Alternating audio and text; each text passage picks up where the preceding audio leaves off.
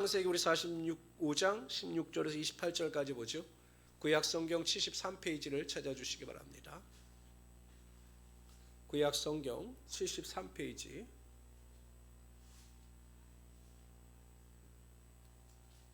창세기 45장 16절에서 28절까지 말씀이 되겠습니다.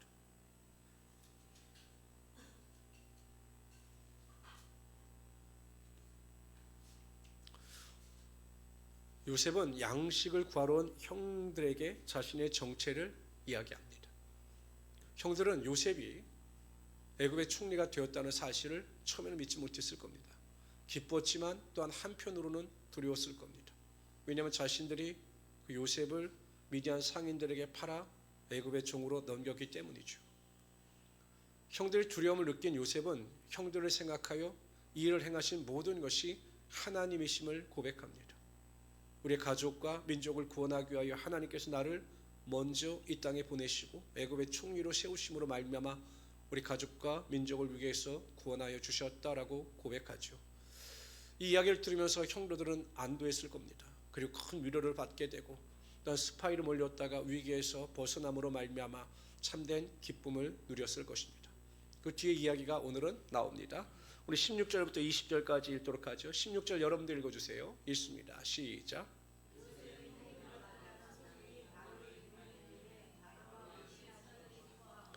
누가 기뻐합니까? 바로와 신하들이 기뻐합니다. 바로는 요셉에게 이르되 내 형들에게 명령하기를 너희는 이렇게 하여 너희 양식을 싣고 가서 가나안 땅에 이르거든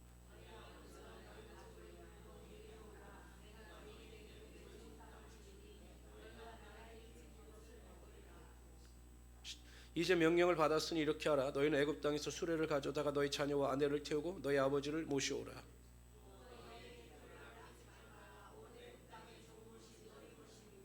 요셉의 형들이 왔다는 소식을 듣고 바로 왕도 기뻐하고 또한 그의 신하들도 기뻐했습니다. 그리고 바로는 형제들에게 가서 아버지와 너희 아내와 자녀들을 데리고 오라. 그리고 이 땅에서 살라. 그래 풍족하게 살라. 이렇게 이야기를 합니다.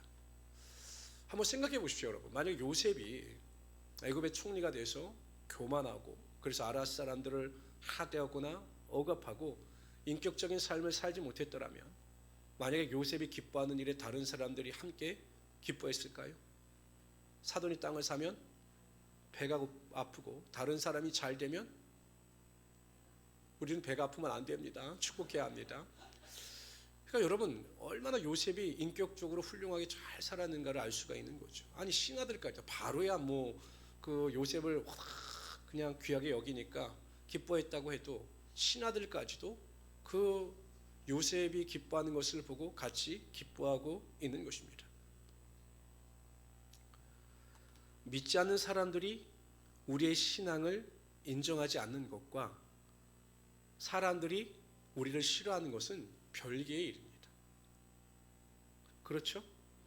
우리가 예수를 믿고 구원을 받아 하나님의 자녀로서 신앙생활을 싫어하는 것과 우리 사람 자체를 싫어하는 것은 다른 일입니다. 근데 많은 성도들의 경우에는 이런 이야기를 합니다. 목사님 제가 교회를 다니니까 사람들이 저를 싫어합니다 라고 이야기를 합니다. 그러나 곰곰이 생각해 보면 내가 교회를 다녀서 싫어하는 것이 아니라 나의 삶에 문제가 있기 때문에 나를 싫어하는 거예요. 물론 여러분 영적인 일은 있습니다. 왜냐하면 성경에도 보면 우리가 예수님께서 말씀하시길 너희가 내게 속하고 세상에 속하지 아니하였기 때문에 세상이 너를 미워한다라고 말씀하시죠. 뭐 그 당시엔 여러분 예수님께서 그렇게 말씀하신 이유가 무엇입니까? 예수님의 제자들은 바리새인들이나 서기관들이나 장로들에게 또한 제사장들에게 핍박을 받았거든요. 예수님의 제자라고 함으로 인하여 핍박을 받았습니다. 근데 요즘 여러분 우리가 교회 다닌다라고 해서 단지 교회 다닌다는 이유로 핍박을 받거나 조롱이나 멸시를 당하지는 않습니다. 결국 우리 신앙의 문제가 아니라 우리의 삶의 태도나 행위에 문제가 있는 것입니다.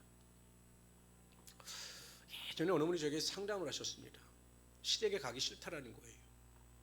신혼 결혼한 분인데 왜 가기 싫냐고 물어봤더니 시댁에 1년에 12번 제사가 있는데 매달 가면 그 제사 때문에 영적으로 눌린다라는 겁니다. 그래서 제가 반문했습니다. 그러면 시집 가기 전에 남편의 집이 그렇게 제사가 많다는 사실을 몰랐습니까? 라고 제가 여쭤봤습니다. 알았다는 거예요. 그럼 그때 시집을 가지 말았어야죠 라고 반문했더니 뭐라고 대답을 하냐?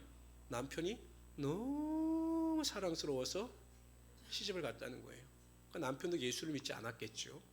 시집을 가면 남편이 교회 나올 줄 알았겠죠. 남자들은 다 거짓말쟁이입니다. 가기 전에 하다 그냥 안 나가는 거예요. 그래요? 그럼 제가 이렇게 여쭤봤습니다. 그러면 1년에 12번이 제사가 있으면 그 제사 때문에 가기는 싫은 거야? 맞겠네요. 그러면 평상시에 시댁에 연락도 자주 하시고 시댁에 자주 갑니까? 라고 했더니 안 간다는 거예요. 시간이 나면 주로 어디에 가냐고 물어봤더니 어디 갈까요? 친정에 간다는 거예요. 다시 여쭤봤어요. 그럼 친정 부모님들은 교회 다니십니까? 뭐 다니신다는 거예요. 근데 친정 어머니나 친정 아버지가 이 문제에 대해서 아무 말 안 하셔요 했더니 안 하신다는 거예요. 제가 우리 성도가 아니었으니까, 우리 성도였으면 제가 그렇게 말을 못합니다. 우리 성도가 아니었기 때문에 그건 자매님에게 문제가 있는 겁니다. 제사와 시댁 어른을 존경하는 것은 별개의 일입니다. 만약에 평상시에 자매님이 시댁 어른에게 안부를 묻고 시댁 어른에게 정말 잘했다면, 시어머니, 아버지에게 정말로 잘했다면 문제될 게 없어요. 제사가 싫은 게 아니라 시댁이 싫은 거죠. 그것을 자꾸 제사와 관련해서 연계해서 그렇게 말하지 마십시오. 그것은 하나님의 영광을 가리우는 일입니다. 맞죠? 여러분, 제사가 싫은 게 아니라 시댁에 가기가 싫은 거예요. 이것은 우리의 신앙과 우리의 삶에 사람들이 싫어하는 것은 별개의 것을 말씀해주고 있는 것입니다. 베드로전서 2장 12절에 보면 이렇게 말씀하십니다. 한번 읽어봅시다. 시작. 너희가 이방인들 중에서 행실을 선하게 가져 너희를 악행한다고 비방하는 자들로 하여금. 그러니까 여러분, 베드로전서에 보면 이 베드로전서를 받아보는 사람들이 갑자기 삶이 변화된 거예요. 막 우상을 섬기고 음란하던 자들이 새롭게 변화돼서 믿음 안에서 살려고 하니까 기존의 유대인들이나 또 다른 사람들이 비난하는 거죠. 네가 예수 믿더니 뭐 이렇게 변할 수가 있어? 막 비방하고 핍박하는 겁니다. 그러한 상황 가운데서 방해하지 않는 자들로 하여금, 다 같이 읽읍시다. 시작. 너희 선한 일을 보고 오시는 날에 하나님께 영광을 돌리게 하려 함이라. 너희가 비난하고 너희를 핍박하는 자들에게 오히려 하나님의 선한 일을 보고 그들이 감동을 받아 돌아올 수 있도록 선한 일에 최선을 다하며 살아가라는 것입니다. 근데 저는 그렇게 생각합니다. 정말 우리가 하나님의 말씀대로만 살면, 믿지 않는 자들에게 인정과 칭찬을 받을 수밖에 없어요. 우리가 하나님의 말씀대로 사는데 핍박을 받는다? 그건 영적인 문제고요. 정말 우리가 하나님의 말씀대로 사는데 핍박받고 고난과 조롱과 멸시를 당할 일은 없다라는 것입니다. 여러분, 로마서 14장 18절은 이렇게 말씀하십니다. 이로써 그리스도를 섬기는 자가 무엇입니까? 그리스도 안에서 구원을 얻어 그리스도의 마음을 가지고 하나님의 말씀대로 살며 종의 의식을 가지고 살아가는 자는 하나님을 기쁘시게 할 뿐만 아니라, 그리스도를 섬기는 자는 첫째 하나님을 기쁘시게 합니다. 두 번째는 뭐냐? 사람들에게도 칭찬을 받는다는 거예요. 그러니까 우리가 예수를 제대로 믿고 하나님의 말씀대로 살아가게 되면 하나님을 기쁘시게 할 뿐만 아니라 사람들에게도 칭찬과 격려를 받을 수가 있게 된다는 거죠. 요셉이 그런 사람이었던 거예요. 요셉이 그렇게 사니까 요셉이 기뻐할 때 모든 사람들이 자기 일처럼 기뻐하는 겁니다. 결국 우리가 세상에서 인정을 받지 못하고 세상에서 믿는 자로서 많은 사람들에게 영향을 끼치지 못하는 이유 중에 첫 번째는 우리가 하나님의 말씀대로 살지 못하기 때문입니다. 우리가 하나님 말씀대로 살고 하나님 말씀대로 결단하면 세상에서 인정받을 뿐만 아니라 하나님께서 우리를 세상에서 높여주시는 것입니다.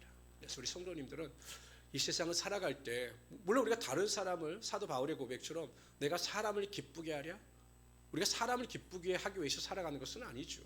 우리가 하나님을 위하여, 하나님을 기쁘시게 하여 살기 위하여 말씀대로 살게 되면 결국 그것이 다른 사람들에게도 칭찬을 받게 되고 인정을 받게 되고 귀하고 높아짐을 받게 된다는 것입니다.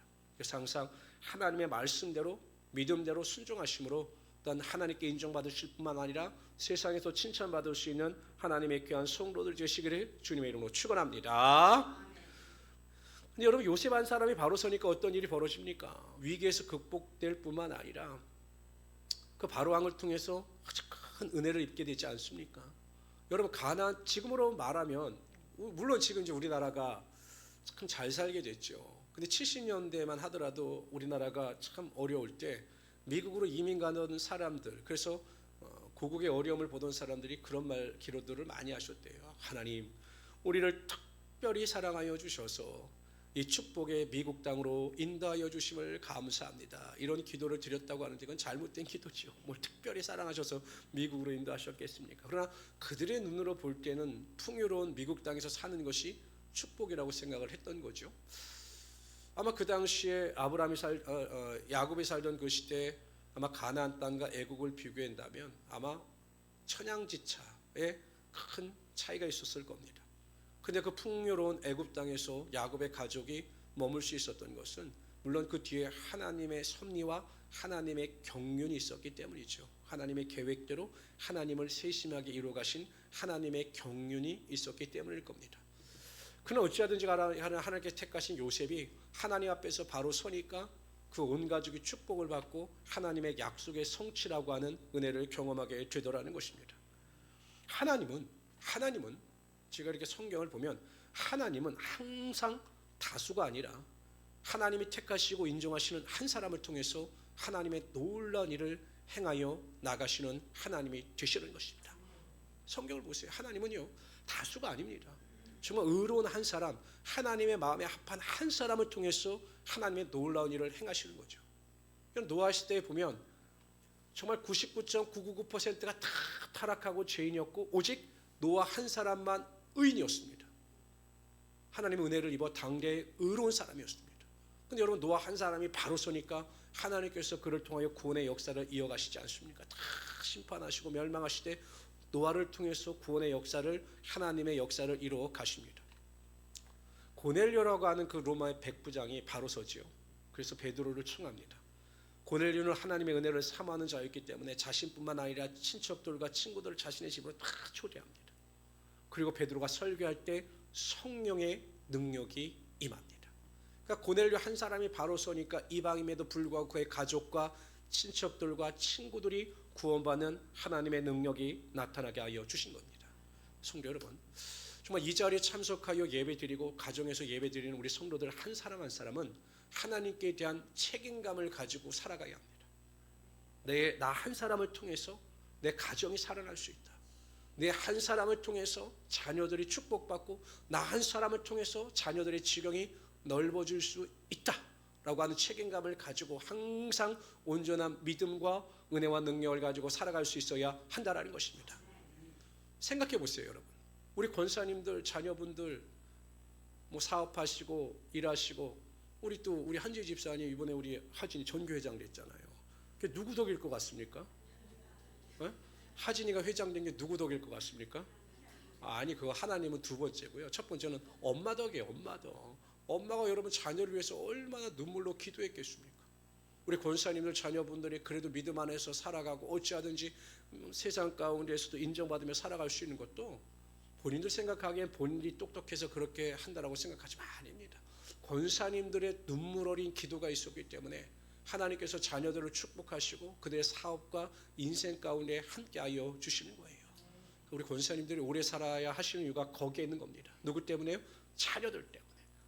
여러분들의 기도가 가정을 살릴 뿐만 아니라 자녀들에게도 축복의 은혜와 능력이 임하게 하여 주시는 것입니다. 여러분들 한 사람을 통해서 교회가 살아나는 것입니다. 이렇게 주중 예배 나와서 눈물로 기도하고 교회를 위해서 기도하는 우리 권사님들과 우리 집사님들의 그 한 사람의 기도가 교회를 살리고 교회 가운데 영적인 은혜와 능력이 임하게 하여 주시는 거죠. 그러니까 나 한 사람의 책임감이 굉장히 중요합니다. 하나님, 나를 통해서 기도원과 같이 놀라운 능력이 나타나게 하여 주시고 하나님 나를 통해서 사도 바울을 사용하셨던 것처럼 놀라운 권능이 나타나게 하여 주십시오 라고 눈물을 흘리며 기도하실 때 여러분 한 사람 한 사람을 통해서 하나님께서 계획하신 놀라운 일이 가정과 교회에 넘치도록 흘러넘치게 될 것입니다. 이런 믿음을 가지고 승리할 수 있는 성도 되시기를 주님의 이름으로 축원합니다. 우리 21절부터 28절까지 읽도록 하죠. 21절 제가 읽겠습니다. 이스라엘 아들들이 그대로 할세 요셉이 바로의 명령대로 그들에게 수레를 주어 길 양식을 주며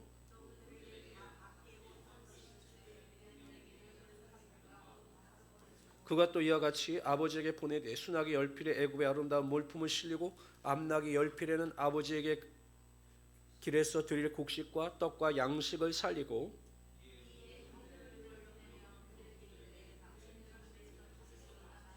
그들이 애굽에서 올라와 가나안 땅으로 들어가서 아버지 야곱에게 이르러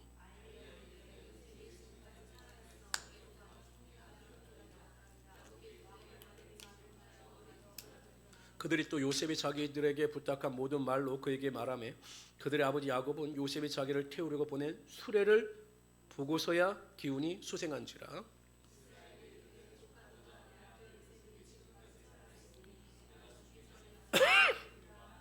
24절 보세요. 24절. 요셉이 형들에게 무엇을 부탁하는지 다 같이 읽어봅시다. 시작. 이에 돌려보내며 그들에게 이르되 다투지 말라 이렇게 이야기합니다. 다투지 말라. 왜 다투지 말라라고 이야기했을까? 아마 형들은 가면서 분명히 또 싸웠을 거예요. 왜냐하면 그 요셉을 팔아넘길 때 주동자가 있었을 겁니다. 그때 뭐 루벤도 말리고 뭐 유다도 소극적으로 동참을 했지만 분명히 그 중에 주도하던 자가 있었을 거예요. 제가 보기에는 적극적인 레위나 이쪽이 좀 의심이 갑니다만 시므온이나 의심이 갑니다만 그럼 뭐라고 그랬을 거야? 야 내가 그때 말이야 하지 말라고 하니까 너 레위 너 때문에 그런 거 아니야. 막 이렇게 다툴 것을 이제 한 거죠. 그러니까 요셉은 형들에게 이야기할 때 모든 것을 하나님께서 하신 거니까 과거의 일로 인하여 다투거나 또 분쟁을 일으키지 마십시오. 다 하나님께서 하신 것입니다라고 신신당부하고 있는 겁니다. 성도들 중에 만나보면 과거의 상처에서 벗어나지 못하고 신앙생활을 하는 분들이 굉장히 많아요. 저도 이것을 어떻게 해석해야 될지는 잘 모르겠습니다만은 목사님들 중에서도 공황장애를 심하게 겪는 분이 있어요. 큰 교회 목사님인데 어느 정도 공황장애를 겪는가 하면 갑자기 설교를 올라오려고 하다가 공황장애 때문에 설교를 못할 정도로 심한 공황장애를 앓는 목사님이 있어요. 한편으로는 제가 이해가 갑니다. 이거 얼마나 심하면 그럴까라고 하는 이해가 한 70%, 30%면은 과연 믿음을 가지고 기도할 때 하나님께서 그것을 이기지 못하게 하실까라고 하는 의구심도 있습니다. 제가 그분의 입장이 아니기 때문에 어떠한 것이라고 단정할 수는 없지만 그런 생각이 들 때가 있어요. 그러면서 그런 생각도 하죠. 우리가 과거에 어떠한 상처를 경험해 보지 못하고서는 그 사람의 상처에 대해서 함부로 판단하거나 또 결정해서는 안 되는 거죠. 그렇죠? 왜냐하면 나는 너무나 아픈데 객관적인 사람이 볼 때는 그것이 그렇게 아프게 느껴지지는 않을 수도 있기 때문입니다. 중요한 게 있어요. 하나님은 어찌하든지 과거에 얽매여서 과거에 빠져 살고 그 우울증이나 상처로 인하여 벗어나지 못하는 것을 기뻐하시지는 않는다라는 것입니다. 그렇잖아요. 죽은 자를 살리시고 없는 것을 있는 것처럼 부르시는 하나님이라면 우리가 정말 과거의 상처에 벗어나서 믿음을 가지고 살아갈 때 하나님께서는 능히 그것을 이길 수 있는 은혜와 능력을 허락하여 주시는 것입니다. 그런데 자꾸 과거에 옛날 저는 이랬거든요. 이래서 안 되거든요. 이것은 하나님이 보시기엔 좋아하지 않으실 것 같아요. 마귀가 좋아할 것 같아요. 제가 어렸을 때 이런 상처를 받아서 지금도 그분만 보면 화가 납니다. 이런 것은 하나님께서 기뻐하시는 믿음은 아닌 것 같습니다. 왜냐하면 하나님께서는 우리에게 대해서 뭐라고 말씀하셨냐면 너희는 새로운 피조물이라고 분명히 말씀하셔요. 고린도후서 5장 17절에 보면 그런즉 그리스도 안에 있으면 새로운 피조물이라. 이전 것은 지나갔으니 보라 우리를 향하여 새 것이 되었다라고 말씀하십니다. 새 것. 여기서 새 것은 시간의 경과에서 오는 새로운 것이 아니라 완전히 질적 새로움입니다. 그러니까 헬라어에는 시간을 표시하는 의미가 두 가지가 있습니다. 하나는 크로노스이고 하나는 카이로스입니다. 크로노스의 시간의 개념은 같은 품질의 제품 중에 신제품이 있고 구제품이 있는 것처럼 시간의 흐름에 따른 새로움입니다. 근데 여러분 카이로스는 완전 질적으로 변화된 새로움입니다. 우리가 질적으로 변화된 카이로스의 새로움을 경험하고 있는 것이죠. 어떤 새로움이냐 하면은 골로새서 3장 10절은 이렇게까지 말씀하십니다. 새 사람을 입었으니 이는 자기를 창조하신 이의 형상을 따라 지식에까지 새롭게 하심을 입은 자니라. 우리의 새로움은 우리를 창조하신 하나님의 형상을 따라 새롭게 하신 거예요. 그러니까 육에 속했던 자가 완전히 영에 속한 자가 되고 하나님의 형상을 따라 하나님의 인격과 하나님의 품성을 닮아가도록 새롭게 완전히 변화가 된 자들인 것입니다. 그런데 그렇게 완전히 변화된 우리들 스스로가 그러한 변화를 체험하지 못하고 과거에 빠져서 우울증과 공황장애와 상처에 빠져 산다면 그것은 구원의 은혜와 축복을 누리지 못한 것입니다. 그렇잖아요.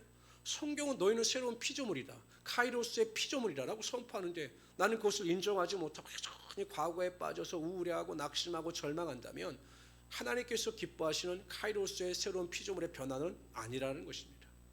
꼭 기억하십시오. 우리는 완전히 질적으로 새로운 자가 된 자들입니다. 그러므로 과거의 상처에 얽매이지 마십시오. 하나님은 과거에 얽매여 있는 자들을 얼마나 기뻐하시지 아니하시는지 이렇게까지 말씀하셔요. 이사야서 43장 18절 19절에 보면 이렇게 말씀하십니다. 너희는 이전 일을 기억하지 말며 옛날 일을 생각하지 말라. 보라, 내가 새 일을 행하리니 이제 나타날 것이라. 너희가 그것을 알지 못하겠느냐? 반드시 내가 광야의 길을 사막의 강을 내리니. 이전 일을 생각하지 말라. 옛날 일을 생각하지 말라. 옛날 일, 이전 일이 어떤 일이냐? 그 이사야 앞정에 보면요, 하나님께서 홍해를 가르신 일이에요. 이야, 이게 잊어버릴 일입니까? 여러분 한번 생각해 보세요. 내가 갔는데 갑자기 안양천이 막 갈라져요. 막 이렇게 거늘려고 하니까 막 안양천이 막 갈라지고 멈춰지고 막 기적이 나타납니다. 제가 보면 이 일 평생 울고 먹으실 겁니다. 야, 내가 예전에 갔더니 안양천이 갈라졌어. 하나님 나를 얼마나 사랑하는데. 또 안양천이 갈라지면 무슨 특별한 일이 있겠습니까만은 뭐 그거 말 안 하겠어요? 내가 무엇인가 하나님의 기적을 체험하고 하나님의 능력을 체험하면 우리가 간증한다라고 하는 입장에서는 좋은 일이죠. 그러나 그냥 너무 감동이 되고 너무 은혜가 되니까 막 그 과거의 일을 막 이야기하고 막 말하고 하는 것은 당연합니다. 근데 이스라엘 백성들에게서 홍해가 갈라지는 일이 그러한 일이었어요. 근데 그 일을 기억하지 말라라는 것입니다. 그 이유가 무엇이냐? 앞으로 너에게 행할 일은 이전 것보다 더 크고 위대하고 놀라운 일이 벌어질 것이기 때문에 과거에 집착하지 말라라는 것입니다. 그래서 여러분, 우리 믿는 성도들에게는 항상 미래에 대한 꿈과 기대와 소망이 있어야 한다라는 것입니다. 자꾸 환경을 보고 우리가 위축되거나 낙심할 필요가 없습니다. 이전 일을 기억할 필요가 없어요. 옛적 일을 생각할 필요가 없습니다. 항상 앞날을 기대하시면서 하나님께서 우리에게 베푸실 그 일에 대하여 소망을 가지고 기도할 때 하나님께서 반드시 우리 인생 가운데, 광야 같은 우리 인생 가운데 길을 내시고 또한 사막 가운데 물을 내시는 하나님의 능력이 나타나게 하여 주실 것입니다. 이런 축복의 능력을 가지고 살아갈 수 있는 우리 성도들 되시기를 주님의 이름으로 축원합니다. 형들이 이 소식을 전하기 위해서 이제 급히 헤브론 땅으로 옵니다. 야곱이 처음에는 안 믿었어요. 아니, 왜냐하면 분명히 형들이 뭐라고 이야기했습니까? 죽었다고 이야기했거든요. 그리고 형들이 그 옷을, 피 묻은 옷을 가지고 보였기 때문에 짐승의 밥이 됐다고 생각을 했을 겁니다. 근데 믿지 않았어요. 근데 뭐라고 이야기하냐면 27절에 보면 요셉이 자기를 태우려고 보낸 수레를 보고서야 기운이 소생한지라, 이렇게 이야기하고 있습니다. 바로 왕이 엄청난 선물을 보냈고 요셉도 엄청난 선물을 보냈습니다. 아마 동네에서 모든 사람들이 깜짝 놀라서 다 야곱의 집으로 몰려들었을 거예요. 왜냐하면 가뭄으로 인해서 어려움을 당하고 있는데 뭐 엄청난 막 메이드인 애굽 제품이 막 밀려오고 막 수레가 왔는데 막 거기다 메이드인 애굽이라고 써가지고 막 화려하니까 막 동네 사람들이 막 몰려온 겁니다. 그때서야 비로소 야곱이 그 형제들의 말을 믿게 된 것입니다. 야곱의 입장에서 보면 그나마 야곱이 이러한 축복을 누릴 수 있는 계기가 있었습니다. 그러니까 지금 입장에서 보면 야곱은 전혀 상상할 수 없는 놀라운 일을 경험하고 있거든요. 형제들이 갖다 무사히 다 곡식을 가지고 돌아왔는데 자신이 정말 사랑했던 요셉이 살아있을 뿐만 아니라 애굽의 총리가 됐다라고 하는 놀라운 일을 듣게 됩니다. 그런데 어떻게 이러한 일이 일어날 수 있었는가? 그것은 바로 야곱이 결단했기 때문입니다. 우리가 살펴보았지만 창세기 43장 14절에 보면 이렇게 이야기합니다. 야곱이 이렇게 이야기합니다. 유다가 베냐민을 데리고 가야 한다라고 이야기할 때 마지막에 야곱이 이렇게 결단합니다. 전능하신 하나님께서 그 사람 앞에서 너에게 은혜를 베푸사 그 사람으로 너희 다른 형제와 베냐민을 돌려보내게 하시기를 원하노라. 내가 자식을 잃게 되면 잃으리로다. 비로소 자신이 가장 귀하다고 생각했던 베냐민을 내려놓고 그 베냐민을 보낼 때 하나님께서 비로소 하나님의 역사의 일을 본격적으로 행하기 시작하신 것입니다. 야곱이 베냐민을 놓지 않을 때는 하나님께서 일하시지 않으셨어요. 최소한의 일만 하신 겁니다. 그러나 비로소 베냐민을 내려놓고 그냥 하나님의 뜻에 모든 것을 맡길 때, 그리고 전능하신 하나님의 은혜를 구할 때 하나님께서 이렇게 놀라운 일을 행하시게 되었다라는 것입니다. 우리가 이 세상을 살아갈 때 성도들 중에서 가끔 보면 자신이 가지고 있는 이 베냐민을 내려놓지 못함으로 말미암아 하나님의 축복과 능력을 맛보지 못하는 성도들을 많이 만나게 됩니다. 이렇게 보면 별 문제는 없어 보이는데 그 한 가지, 내가 가지고 있는 베냐민을 내려놓지 못하는 거예요. 그것만 내려놓으면 하나님께서 하나님의 일을 행하실 텐데 그것을 끝까지 내려놓지 못하는 성도님들이 있습니다. 때로는 물질이라고 하는 베냐민을 내려놓지 못하는 분들이 있어요. 삶의 우선순위가 하나님의 나라와 하나님의 의가 아니라 무엇을 먹을까, 마실까, 입을까라고 하는 세상 사람들과의 똑같은 염려와 걱정, 재물의 눌림에 살아가는 성도들, 그 베냐민을 내려놓지 못하기 때문에 하나님의 물질의 복이 임하지 않는 겁니다. 때로는 탐심의 베냐민을 내려놓지 못하는 분들도 있습니다. 또 자녀라고 하는 베냐민을 내려놓지 못하는 분들도 있어요. 항상 삶의 중심이 자녀 중심으로 움직입니다. 큰 자녀라고 하면 그냥 막 하는 분들이 있어요. 요즘에 특히 많이 그런 분들이 있죠. 그러나 그것도 내려놓을 때 하나님께서 내 자녀를 책임지시는 거예요. 내가 내 자녀를 책임지려고 할 때는 내가 하는 거지만 내가 내 자녀를 내려놓고 하나님께 맡기면 하나님께서 내 자녀를 반드시 책임져 주시는 것입니다. 누가 책임지시는 것이 훨씬 더 자녀들에게 나을까요? 하나님이시죠. 그러니까 우리가 그 자녀라고 하는 베냐민도 내려놓아야 합니다. 때로 나의 게으름과 나태함도 있어요. 내가 정말 열심히 신앙생활 해야지, 주중 예배도 나가야지, 또 기도에도 나가야지 하는데 이 천성적으로 나태와 게으름이 있어서 그 나태와 게으름으로 인하여 하나님 앞에 나가지 못하는 분들도 있습니다. 이것도 베냐민입니다. 내려놓아야 합니다. 사모하는 마음을 가지고 결단하고 어찌하든지 은혜의 자리에 나와 하나님의 은혜를 사모할 때 하나님께서 은혜를 부어주시는 것입니다. 다른 사람을 시기하고 질투하는 베냐민도 내려놓아야 합니다. 우리의 안에 조금이라도 악한 것이 심겨져 있으면 하나님은 하나님의 일을 행하시지 않습니다. 하나님은 악인과 동행하시지 않아요. 항상 하나님은 의인에게 눈을 향하시고 의인들에게 하나님의 축복을 허락하시는 것입니다. 나의 이기심도 내려놓아야 합니다. 나의 교만도 다 내려놓아야 합니다. 그래서 정말 내 안에 아무것도 없고 오직 예수 그리스도만이 내 안에 거하실 때 비로소 하나님께서 우리를 통해서 하나님의 일을 행하여 나가실 것입니다. 저는 우리 모든 성도님들이 그렇게 살아가고 계시다라고 저는 확신합니다. 언제까지요? 주님 오시는 그날까지 우리가 믿음 안에서 견고하며 흔들리지 아니하며 오직 하나님 나라의 소망을 두고 하나님 나라의 상급을 쌓으며 살아갈 수 있는 우리 귀한 성도들이 되시기를 주님의 이름으로 축원합니다. 한편으로는 참 쉽진 않아요. 제가 이렇게 젊은 부부들이나 우리 청년들을 보면 제가 살아왔던 삶의 과정보다는 앞으로 이들이 살아가야 할 삶의 과정이 훨씬 더 힘들어 보이기는 합니다. 그러나 여러분, 그럼에도 불구하고 우리가 하나님을 의지하는 믿음이 크면 하나님께서 반드시 우리를 책임져 주실 것입니다. 나라고 하는 자아의 베냐민도 내려놓으시고 내가 하려고 하는 모든 베냐민도 내려놓으시고 하나님의 은혜를 전적으로 의지하며 순종하며 살아갈 수 있는 우리 귀한 성도들이 되시기를 주님의 이름으로 축원합니다. 주시 하나님 정말로 감사합니다. 우리가 하루하루 살아갈 때마다 우리의 연약함을 바라보고 우리가 낙심하고 절망할 때가 너무나 많습니다. 그러나 하나님 항상 우리를 사랑하시며 요셉 한 사람을 통하여 그 가정과 애국과 민족을 살리셨던 것처럼 우리 권사님들 우리 집사님들 한 사람을 통하여 하나님의 놀라운 일이 일어나게 하여 주시옵소서. 하나님은 여전히 우리를 사랑하시며 여전히 우리에게 좋은 것 주시기를 원하시는 하나님이 되십니다. 우리가 낙심하지 아니하고 절망하지 아니하고 탄식하지 아니하며 오직 내 속에 있는 모든 패냐민을 내려놓고 온유와 겸손함으로 나아갈 때, 오늘도 우리가 믿음으로 기도할 때 하늘의 문을 여시고 하늘의 놀라운 일을 행하시옵소서. 하나님의 능력이 임하게 하여 주시옵소서. 감사하며 예수님의 이름으로 기도드리옵나이다. 아멘.